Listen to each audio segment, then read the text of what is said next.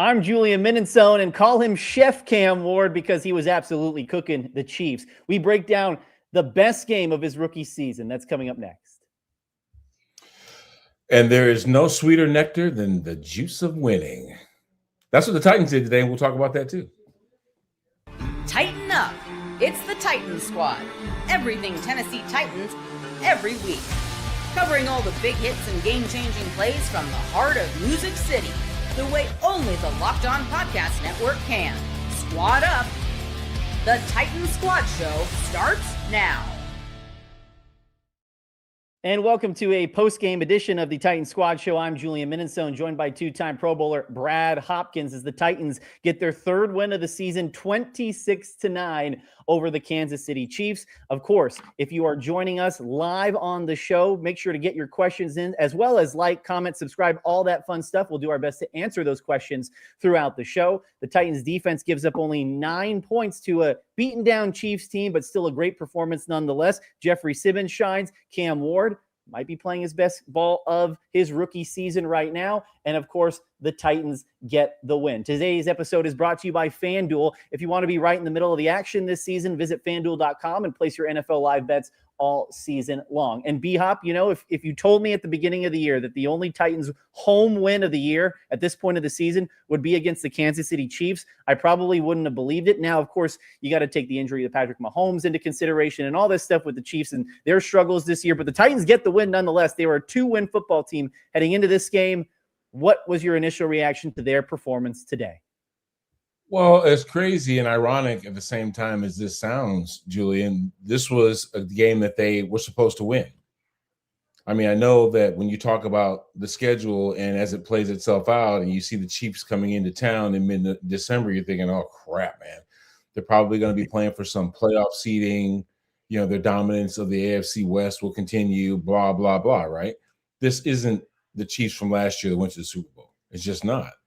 And with that, as much injuries as they're dealing with 4 consecutive losses that they're dealing with, all the stuff coming along with the dethroning of a champion, this is a team that the Titans were supposed to beat because of how bad they were. So, in other words, if the Titans were to lose to a team that lost their starting quarterback, that lost their starting tackle, that lost 5 other starters on either side of the football, and were to lose at home, that would be a real indicator of how trashy this actual 2025 season was, right?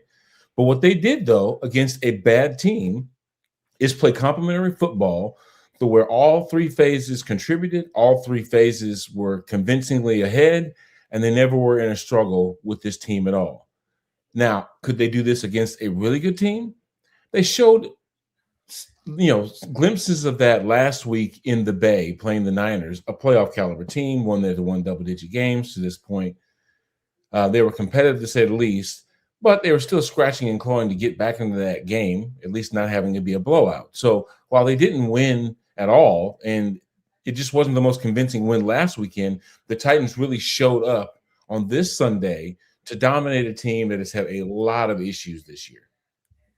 Absolutely. Something that stuck out to me, B-Hop, for the last 5 games now, 20-plus points. It seems like this offense is taking huge step forward, and it starts with your fellas up front, those big guys, the way they've been running the ball the last couple of games, 3 straight 100-yard performances from Tony Pollard. I mean, you know, we asked Mike McCoy over the last couple of weeks, is there something that's clicked for the O-line? And he said, well, we're just committing to the run more. But in your eye, in your estimation of watching these games and being a trained eye at that, what's clicked for this group up front? Because they're playing like leaps and bounds better than they were at the start of the year. 1,000% what Mike McCoy said. They're running the ball more. When you run the ball more, you have more success running the ball. Sounds redundant, but think about what I said. If you run the ball more, then if you run the ball more, then obviously you get more from the run game because you're doing it more consistently. It's about run fits. It's about cohesion. It's about rhythm, all of those things. Backs getting a good read on where the hole is going to open up. They see what matchups up front are creating the most success, that kind of stuff, right? And it also allows you to be physical up front. There's nothing real physical about pass blocking other than the defender coming in and trying to beat the crap out of you, get to the quarterback, right? We're defending off of all these moves versus inflicting the momentum, getting low and getting our pads engaged, winning the line of scrimmage. That's a huge thing. I think when you talk about the 31, 24, and 26 points that they've been able to put up over the past few weeks, what also have they been able to do? Rush for over 100 yards in 3 straight games with Tony Pollard. So it's not by any sort of surprise that you see this team having more effect offensively when they're able to run the football more effectively, because not only are they able to control the pace, but they're also able to control the physicality and the level of engagement when they're effectively running the football up front. You know, earlier this year, for Tony to get 1,000 yards seemed like a long shot, right? Because they weren't running the ball that well. Now he's at 949. And it seems that 1,000-yard marker is still within reach. And then the thing that stuck out to me today, Tajay Spears got in on the action too. He had over 100 total yards, 50 plus on the ground, 50 plus in the receiving game, where he's kind of a jitterbug in the screen game. And this is what they, I guess, envisioned for at least that duo at the start of the year. Was Tony was banged up at the end of last season, and say, hey, okay, Tajay could kind of help lighten the load for Tony a little bit. They just haven't been able to run the ball until now. So that's why it seems also that Tony is just fresh at this point of the season. Here's an example of how the run game can be a liability and also be a strength. Big Jeff's safety was of who? Kareem Hunt, right? Yeah. Mm-hmm. The running back. And that happened because the guard and tackle weren't on the same page. We saw Trey basically yelling on the sideline as they got to the sideline and saying, wake the F up, because what they weren't doing was running the right play. You had the left side blocking man when they should have been blocking zone together up to the linebacker level. Then Big Jeff wouldn't have been able to slip past the guard, basically untouched, and tackle Kareem Hunt in the end zone. Had they been on the same page, in other words, Big Jeff getting the double team all the way up to the linebacker, then he doesn't make that safety. You see what I'm saying? But one critical error up front in the blocking scheme of things, it blew the whole play up, and it gave Big Jeff his second week in a row where he's actually scored some points, put some points on the board, right? The touchdown last week, tiptoeing along the back of the end zone, and then this week getting Kareem Hunt down in the end zone. So that's 6 and 2 is what? 8 points that we've seen them himself put up this week or in the past couple of weeks. But it wouldn't happen, like I said, that sounds like something that happened to the Titans, doesn't it? Especially in the very beginning of the year. You'd have a missed block up front. Somehow Tony Pollard or Tajay Spears would get knocked in the back end, and next thing you know, it's a safety on us. But as the season has progressed, they stopped making those type of mistakes. They play better up front, and that's allowed the offense to flourish. You know what they're doing, B-Hop, is they're developing an identity too. Because when we came into the season and we looked at the depth chart, how many young players were going to have to make an impact, not just rookies, second-year players too, third-year players too, some of which are up front on the offensive line, like Peter Skoronski and J.C. Latham. They've been able to slowly build an identity. And what we talked about on that last show earlier in the week was how it's huge, these performances, stacking good performances on game days for the O-line going into an off season in which they're probably most likely going to be the same group going into next year, giving them confidence saying, hey, that we can do this game after game. How huge is that just for, hey, this is what the Tennessee Titans like to play like? There's a lot more technique that comes into pass blocking. You've got to be way more sound dealing with, with leverage, with your getting off the ball. All of these things are harder than it is to run block. So if you have young players up front and you're catering to the strength of being able to run the football versus the liability of being able to pass block, then you're going to have better results. You know what I'm saying? I said all that to say, if I'm able to then start pushing people around and being physical up front, even as a young player, I can find more success than I would be if I was dealing with third or second and long type situations where the passing was more predictable and those guys get to pin their ears back. Right? Because you've got to do everything right. Sometimes in a run block, you can get away with something if you were late, if you were just high or whatever, because of just it being an effort type deal.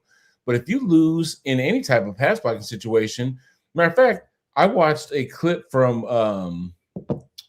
one of I think it was a Jaguars defender that did a spin move on the inside on Kevin Zeitler and just made him whiff like you wouldn't believe. Yeah. Mm-hmm. Right.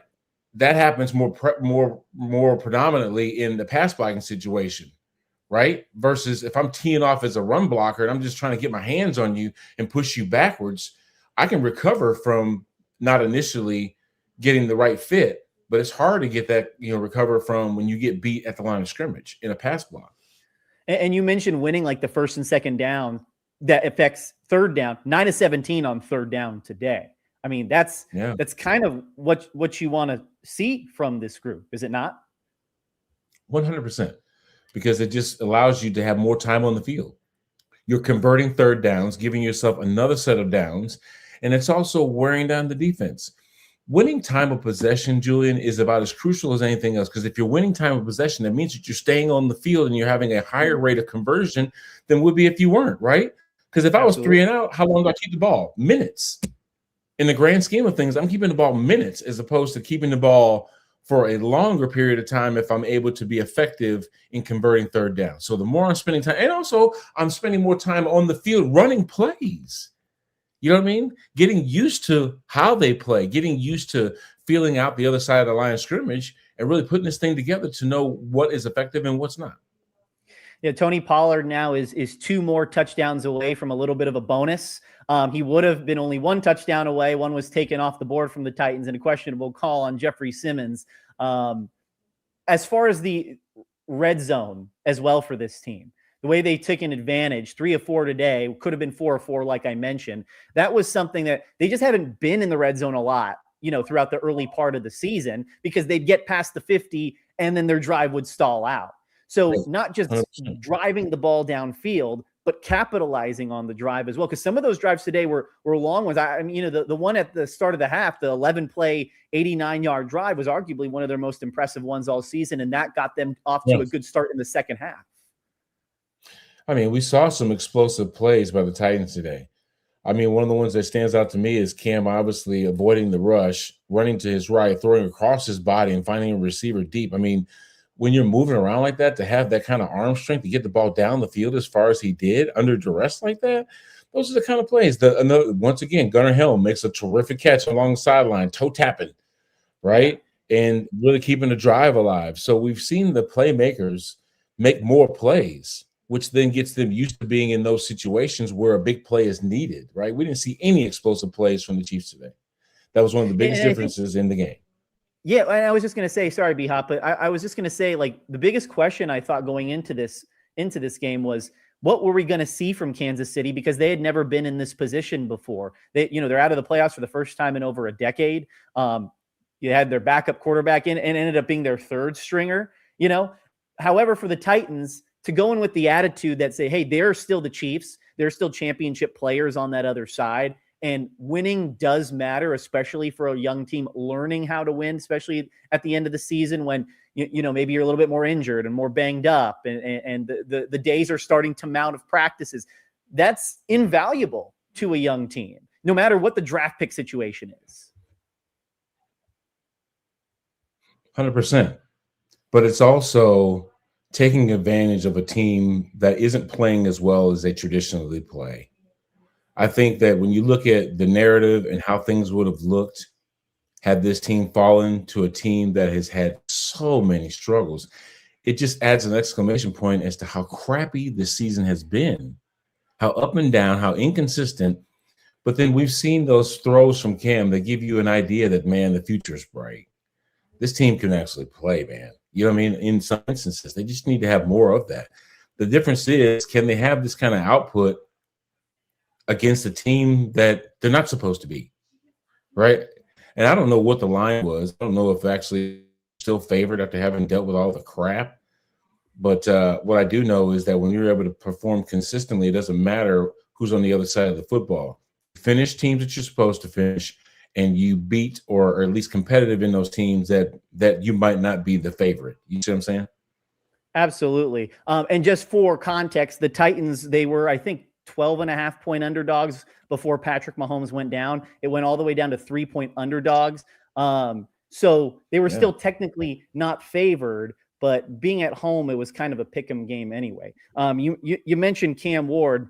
We're going to talk about him on the other side of the break. Was this his best game of his rookie career? We'll break down his performance and some of the plays that B-Hop has already talked about here in the Titans Squad Show. Keep it here.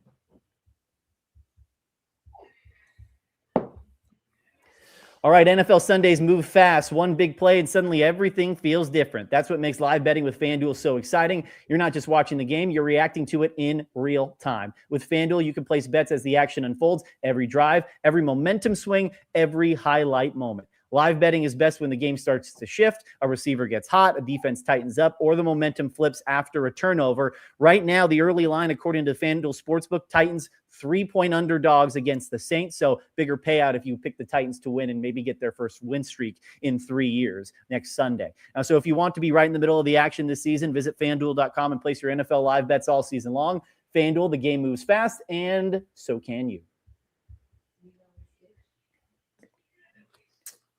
All right, B-Hop, Cam Ward. I would say it's his best game of his rookie career, 21 of 28, 228 in the air, 2 touchdowns. So that's 3 straight games with at least 2 touchdowns now. Was this his best game, like a lot of the reaction has been out there already on social media in your eyes? 1,000%. 2 touchdowns, no picks, like you mentioned. He had a couple of sacks, but it wasn't anything crazy and egregious. And what I also liked today was the 9 yards that he put up on the ground. Most of that to scramble for a first. You've got to be able to show that kind of dual threat capability because it makes the pass rush keep me honest, right? If they know that at some point in time, if you get past the quarterback level, he's going to take off. You rush a different way. And for him to be able to showcase that, inadvertently, it wasn't like he planned to let the pass rush go by him and all of a sudden the green pastures opened up and he decided to take advantage of it. He found himself in greener pastures, looking at the sticks while he's running to the sideline, converting the first down and keeping the drive moving. And that's what you want him to be able to do. Alone from the 228 or whatever the yardage was that he threw through the air and made plays despite the pass rush. Right. And there were a couple of instances where it broke down and he had to scramble and make something happen. And every single time he made something happen, which is what we come accustomed to seeing from a young guy. Right. We just need to see that more consistently. The thing is, after that big play that he made downfield, then he was trying to throw it to the screen route and he threw it short. The guy was trying to make an acrobatic catch because he was out of position. So that was a microcosm. Make this big play downfield, right? Do all this acrobatics to get loose and let the thing fly. And then the simplest thing of a timing route where you're trying to get the ball out of your hands and into the hands of the ball carrier as fast as you can, and you don't quite put enough on it. Next thing you know, it's an incompletion. So that's where we need to see him be more complete, be more consistent. A guy that can actually make those kind of big plays that we saw, but then also back it up with a simple play, like getting it to the back in the flat and let him do his thing. A few weeks ago, I remember I asked a question to you and Tyler in our midweek show about what's the most important stat to Cam. It was like completions, touchdowns, yardage, wins. And the resounding answer from the three of us was completion percentage, right? And today, 75%. And that's what you talked about. It leads to everything else. It leads to the yardage, leads to the touchdowns, and then it leads to the wins. Absolutely correct. Because if you think about it, if his completion percentage is higher, that means our guys are catching the football, and more than likely, Julian, they're getting yards after the catch at some point. So if you're moving the sticks by getting completions, you're now contributing to the time of possession things. Guys are making completions and allowing you to stay on the field longer than you would be if they were making incompletions. Because remember, the clock stops on incompletion, right? Yeah. So I think that when you show the completions that are actually making a difference and you're stacking those, that's what puts points on the boards and gives your offense more chance to win ball games and make those plays be more effective, right? Defenses are supposed to stay on the field the smallest amount of time. In a perfect world, if you ran 3 downs and forced them to punt because they couldn't convert in 3 downs, that's the best scenario for a defense. But for an offense, it's different. You want to have them convert as many 3rd downs as need be to get that ball into the end zone, and eating up as much clock on the way is just another advantage. I thought the most important drive of the day was the one that I mentioned earlier in the show, the one right out of the gate at halftime. You talk about fast starts, B-Hop. They didn't really get things going until the Jeffery Simmons safety, right? You talk about spark plays. But at the start of the second half, that 11-play drive, 2 of those throws were his most impressive throws, I thought, all season long. The over-the-top one to Ellick, and then the one you talked about where he's flushed out of the pocket, throws across his body, and just right into the breadbasket there for Chim Dike to make a play, and then it leads to the touchdown. You talk about fast starts of the second half. That's the MO right there. It's a perfect example. Yeah. We saw how it worked against them last weekend. Against the Chiefs. Chiefs came out, long drive. Titans offense was on the sideline for what seemed like forever. culminated in some points. We get a 3 and out. They get the ball back again. Now they put up more points. So that fast start in the second half, man, it's a real difference maker. Now, we talked last week about this team being a touchdown behind heading into the second half. If you have some butts with candy and nuts was the joke that I made during our last show. But if we score and tie that ball game up going into halftime, now you have a different scenario. Even if they do score coming out of the box in the second half, you're still only down by a touchdown. But what that turned into was 2 touchdowns and then some more points before they had to, like Tyler talked about, in garbage time, put up some more points. But I just love their consistency. I love the fact that they won the 4th quarter as far as points, because even then the Niners were only able to score 6, But in this game, there was complete dominance from beginning to end. We saw a team making plays on special teams. We saw a team making plays on the defensive side of the football, contributing to points. And we saw Cam Ward throw a couple of touchdowns and really show his command of the offense and how dominant they were over, yes, a depleted Chiefs team, but a Chiefs team nonetheless that knows how to win. Sure, yeah. And to be fair, the Titans only had 2 wins coming in. It's not like somebody like the Titans can necessarily overlook whether they're beaten and bruised or not. And it's no coincidence, B-Hop, when you talk about it starting up front, that the day where the O-line has another good day, they run the ball just as well as they have the last couple of weeks. Cam has a good performance, and how much it opens up things for Cam in the pass game, how it opens up things for Cam in play action and rolling out of the pocket. That run game certainly helps. We talked to Matt Jones, one of the assistant offensive line coaches now, who's been kind of double tasking it with Scott Fuchs, who's helping the offensive line since Bill Callahan's left. Something they're doing, and he said that they're simplifying things for the O-line up front. A lot of the times Bill didn't like to run the same kind of run two times in a row or multiple times in a row. What they were doing, he said, is they're maybe giving a different look, adding an emotion, some sort of something to disguise it, and then still doing the same run, kind of the KISS, keep it simple, stupid kind of thing for the offensive line. Is that something that could help an O-line, especially a young O-line where there's a couple of young players there learning how to play together? I think what you want to do is, when they say simplifying, the line of scrimmage, it's just basically giving the lineman less to think about. Sure. You know what I mean? It's like, if I'm going to the line of scrimmage after I break the huddle and I'm thinking, okay, if he's in a 3-eye shade, I know I got to go straight up to the backer, or at least maybe even keep the guy backside. But if he's in a 4-eye, or if he's in an outside shade, then I know I got to engage him on the way. You know what I'm saying? If you just knew that you didn't have to think about as much going up, then you're going to react better. You're going to have a better game plan within your own mind of how you need to engage this. There's only 1 or 2 ways of doing something versus all these other options. In some instances, they'd be going to the line of scrimmage with a run play called, and all of a sudden you check into a pass play because of what you think you're getting up front. You know what I mean? If you just say, hey, look, this is how they're lining up, or even if they do line up against that, this is how we're going to block it, and just keep that play consistently, that gives them less to think about. So I think simplifying the game plan, sure, it does give you more opportunities to get comfortable, because you're just essentially, matter of fact, there was that screenplay that I talked about where Cam didn't get enough on it. Yeah. They went back to that same very play, the next play. And that didn't get them into the end zone, but it did yield in some positive yards. But that's what we're talking about. Instead of just abandoning that play and moving on to the next thing that you think might work, they said, you know what? We don't have a bunch of stuff in the playbook because we don't need to this week. We've been very effective at what we're doing, and we can go back to that play. We have the right look. It's just the pass wasn't there. Pass was there the next time and yielded some positive yards. So they weren't quick to abandon stuff that they didn't think was going to work, which then helped to them feeling more comfortable with what they were actually running. It's just like in the business world, right? You don't want to give an employee more to do than they're ready for, and it felt like that earlier in the year, that the offensive line was kind of moving a million miles a minute. When it comes to Cam, obviously a great day, but there's still 2 games left, right? You got the Saints and you got the Jags. What do you want to see now next week for Cam? Another step forward. You know who had a good game this week? Tyler Shuck. Yes, indeed. Indeed. So you have 2 teams that have been struggling all season, right? And now they're playing better football. This is probably going to be the truest indicator of what either of these teams have learned in the 2025 season about themselves. Think about that. You got Cam Ward that seems to be hitting his stride. They're playing a lot better, a lot more efficient on offense, able to put up some points, something that they struggled with throughout the season. So have the New Orleans Saints. And the Saints came away with a W this weekend. So they're feeling better about themselves. So you got 2 teams that have traditionally lost most of the season but ironically find themselves in the win column heading into playing each other.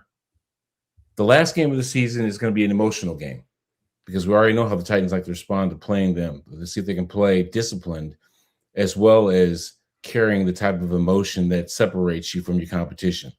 Not to the point where you're a liability because you're losing your senses and you're losing your focus and you're just out there fighting each other. But we know what that game comes down to. It comes down to grit. It comes down to heart. And when you play a divisional opponent, they're the ones that you know the most because you've already played them once before. So getting a shot at them again after they literally embarrassed us here in Nashville, right, with a field goal was our only offensive output, you have a chance now to do also what? Play the record. Now, it sucks because what could potentially happen is this team could end up playing well enough to win the next 3 games, and now you don't have the first pick of the draft anymore. You know what I mean? What does that actually mean? You're not scoping for one player, the best player in the draft this year, so it doesn't matter if you got the 1 or the 5. Somebody wants that 5 because they're trying to fill a need, and you can get next year's first from them, along with moving down into the teens or even the 20s and get a good first-round pick for this year, right? Somebody – that you can kind of develop as a first round pick, but one still that is not as sought after as, say, a first top 10 pick. You know what I mean? There's just difference. But you can totally take advantage of a team that has lost most of the season and then one that you're familiar with and play the spoiler in the end of the year. What would be better for the Titans to go through a dysfunctional season than to basically put a hiccup in the Jaguars' plans by giving them a big fat L down there in Jacksonville? That'd be great, wouldn't it? Indeed, it would. And a win next week against the Saints would give the Titans their first win streak since 2022 and their first back-to-back home wins at Nissan Stadium since December of 2021. So it's been a long time. So that would be a good way to end the home slate as well. Also, to your point, B-Hop, the Chiefs didn't get to be the Chiefs by picking first every single year. So they picked better players from the spots that they had. And so Titans have a GM who is the assistant GM over there. So it totally makes sense, though, because, I mean, obviously, we talked about this before, how the draft is really won in those middle rounds, 3rd, 4th, maybe even 5th. You get some quality players in there that end up being guys that you would give an extension to, give them that second contract because they're playing so well. They're basically starters. That's where you make it. But also just having the ability to pick a draft pick in the first couple of rounds that makes a difference, but yet also still have equity in the future, which is what the Titans are positioned to do. Then you take advantage of that, right? You play as well as you can, win the last 3 games, kind of show that you're competitive by nature. I don't know, make it harder to replace Mike McCoy, right? Make it harder. If you say, hey, man, this dude finally got them playing, man. He won 4 games down the stretch, blah, blah, blah, all this stuff. Then whoever comes in, they either have to have some cachet about them or at least the ability to say, hey, look, you know my track record, bro. You know my steed. I get down when I get down. And once I get in here, things going to happen. Like if I'm thinking about a Gruden type. Gruden's gonna come in here with this excitement, like, what's up, fellas? What's up, man? We about to do this, you know what I mean? And get them all thinking in the same direction. And the thing is, think about all that's actually inherited with this team. You're inheriting a second-year quarterback, okay, that's got better every week in 2025, okay? You can invest more up front, get some big bodies. You've got $120 million in cap space, which will allow you to go get some veterans. Plus, you can then, fill with middle round and early next year's draft picks that can ultimately solidify the ushering in of a brand new stadium. And need I remind you, in 1997, we played our first season as Tennessee Oilers in the Liberty Bowl in Memphis. In the second season, in 1998, we played our games in Vanderbilt Stadium. That damn thing was cursed. And in the third season as Tennessee Titans, the truly naming of the Tennessee Titans, and the inaugural season of the Adelphia Coliseum, we went to the show. So here comes the brand new version of Nissan Stadium rolled out for the world. And this team is positioning itself perfectly with a new head coach, going into his 3rd year, quarterback that they took for the first pick, and all the other cool stuff that they sprinkled around this cat. It could be an amazing time in 2027. Yeah, certainly seems a more attractive job when you put it that way. Indeed. On the other side of the break, we're going to talk about the defensive side of the ball. Don't want to leave those guys out, including Jeffery Simmons, who continues to play the best ball of his career, what kind of game record he continues to be, and their performance today, only giving up 9 points. That's next on the Titan Squad Show.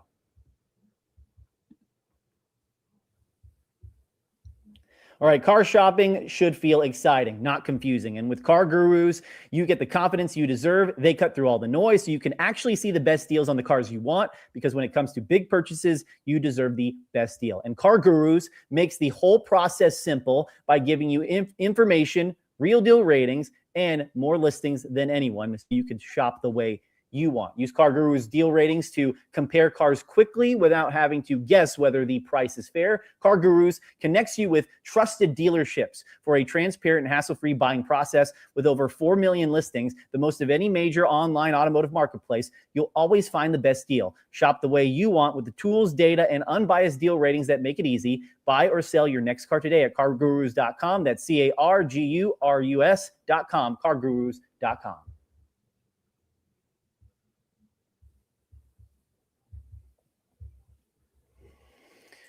And speaking of cars, the Titans defense, well-oiled machine today. I know it was Gardner Minshew for a little bit and then third string QB for the Chiefs, but giving up 9 points after giving up 31 the previous week to the San Francisco 49ers.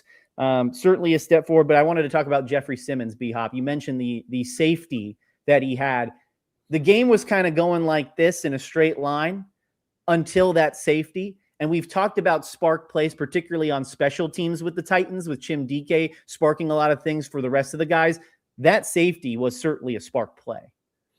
When you see Jeffery Simmons fist pumping and running out of the end zone, you know he made a great play. And those are the kind of plays that spark the energy that's necessary to be competitive in a game like this one. It was back and forth, like you mentioned, Julian, for a long period of time, until the Titans were able to put on points on the defensive side of the football, get the ball back, and then just keep the ball for a minute. You know what I'm saying? So I think in the end, they took advantage of the turnovers that the defense were able to get.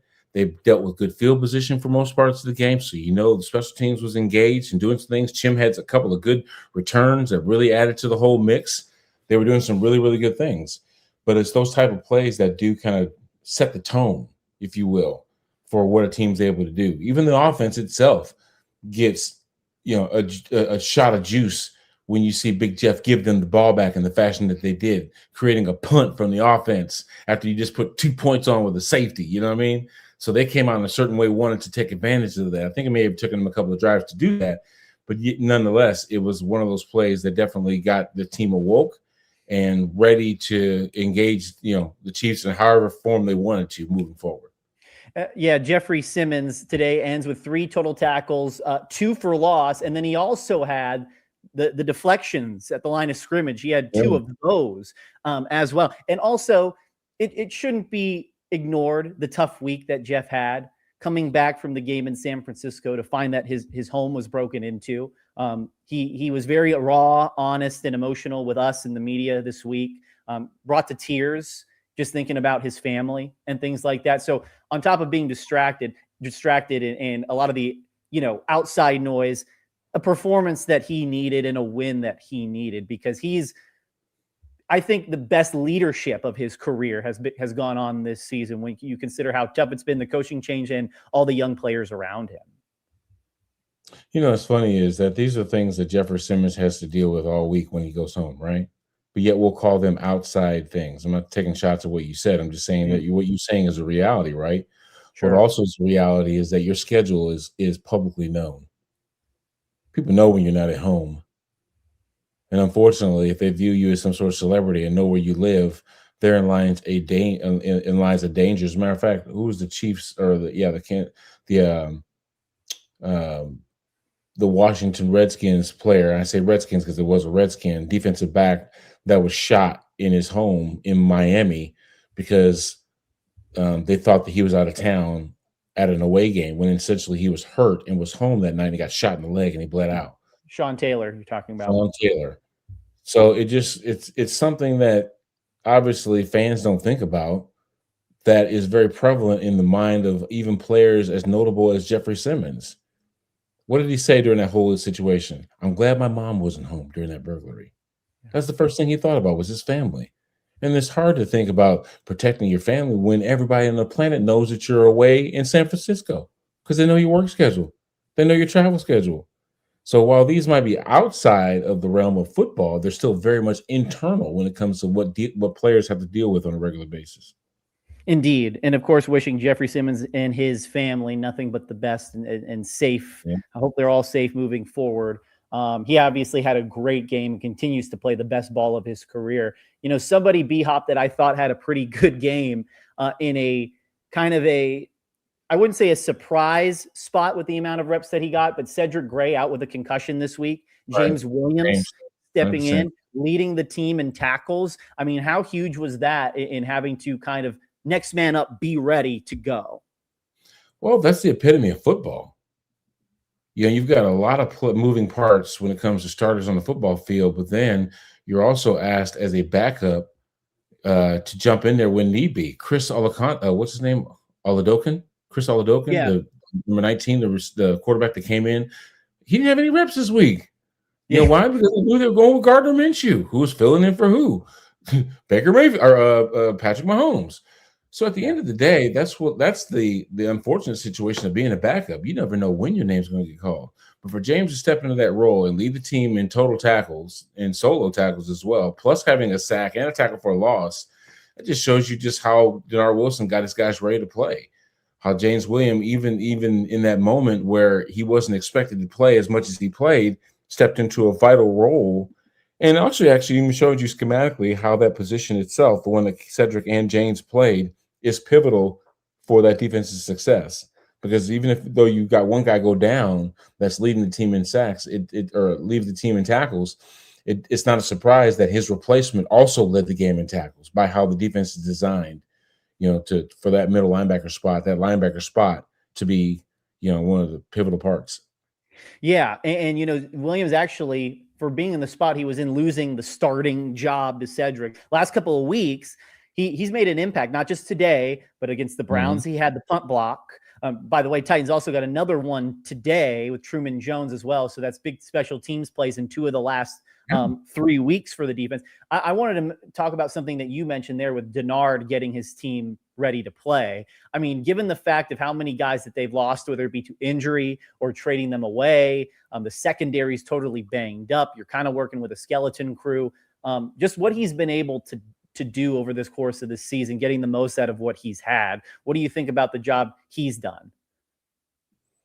Well, if you think about it, he hasn't made things so difficult to where finding players to fit in what they're doing is such a major transition.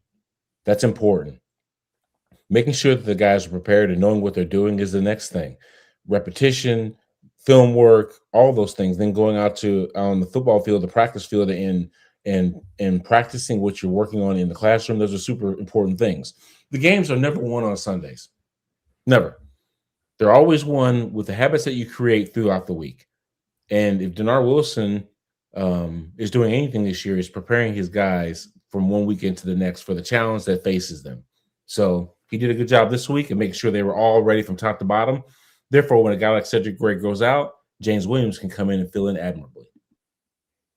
Yes, indeed. And of course, they're evaluating GM Mike Borgonzi and President of Football Operations Chad Brinker. They are evaluating both sides of the ball, defense included, for these last couple games to see, okay, who are these staple pieces moving forward for the Tennessee Titans. Make sure to get your guys' questions in the chat. We have a couple comments that I wanted to respond to on the other side of the break here on the Titans Squad Show in our Titans Talk segment. B-Hop and I will do our best to answer your comments and questions, so keep it coming. But also,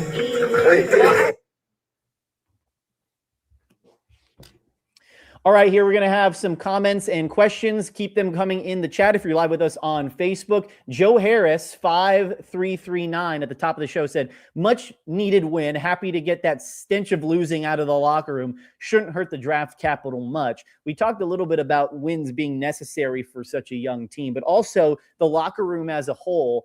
You don't want the disease of losing to linger going into the offseason, B-Hop, because that could be tough. I felt like that's kind of what the mood was last season. Yeah, but you might as well just go ahead and add in Ben Anderson's, kind of retort. It was just a practice squad QB, guys. Let's just all relax. No. We're not going to do that.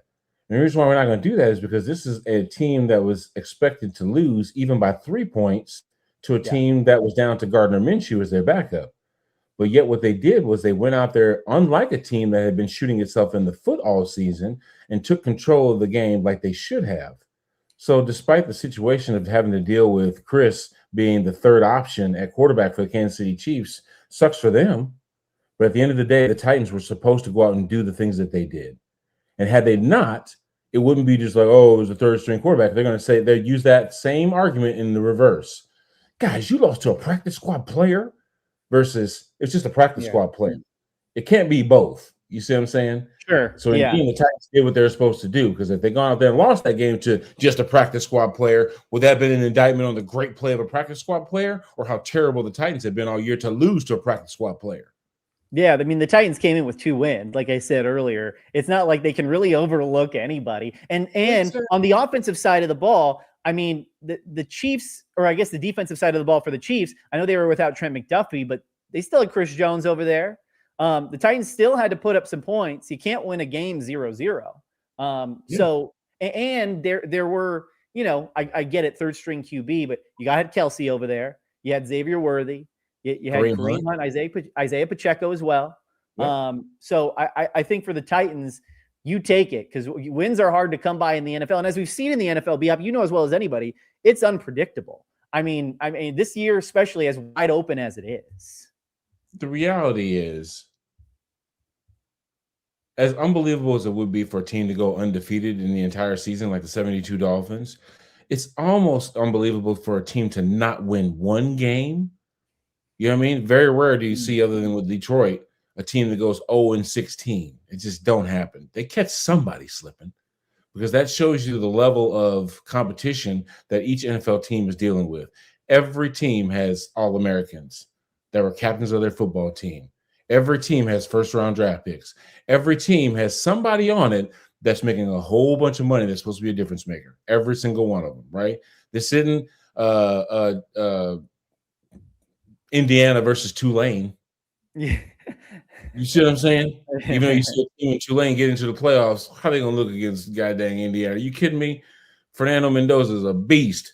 You know what I mean? And I think he's going to, you know, if it ever came down to that, well, first off, you got to give Tulane a lot of credit if they were ever to get into a situation where they're playing the number 1 seed Indiana Hoosiers, right?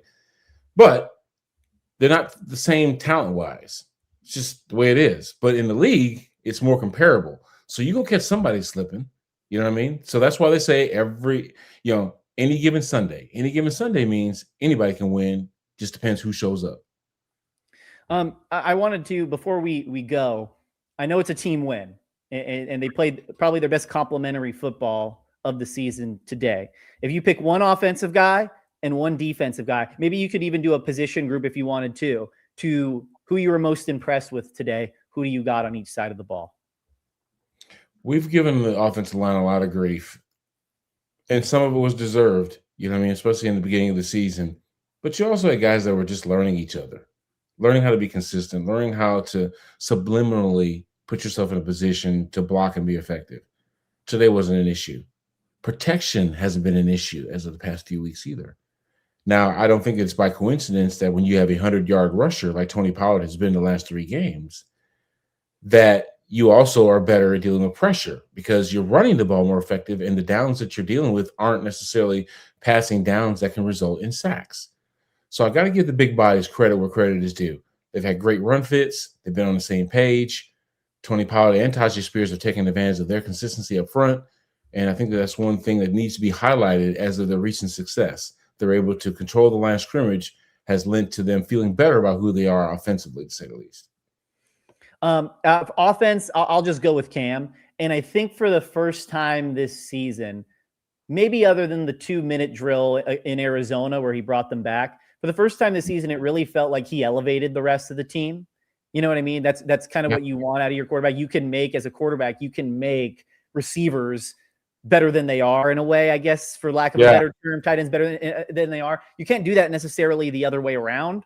So I think Cam, not only with a 75% completion percentage, you know, almost 230 yards, the 2 touchdowns in 3 straight games, it felt like he didn't bring the team down. And I know he got a lot of slack after the Browns win for his attitude in the post-game press conference, because he didn't necessarily play his best. But I think today was one of those days where it's the most complete performance that we've seen from Cam so far. But it doesn't, of course, happen without the big boys up front and then the two jitterbugs behind him either. Yeah, but he was the one that said it. They played complementary football in all three phases. Mm-hmm. He's acknowledging that they played better than they have been on average, and that's what led to the win.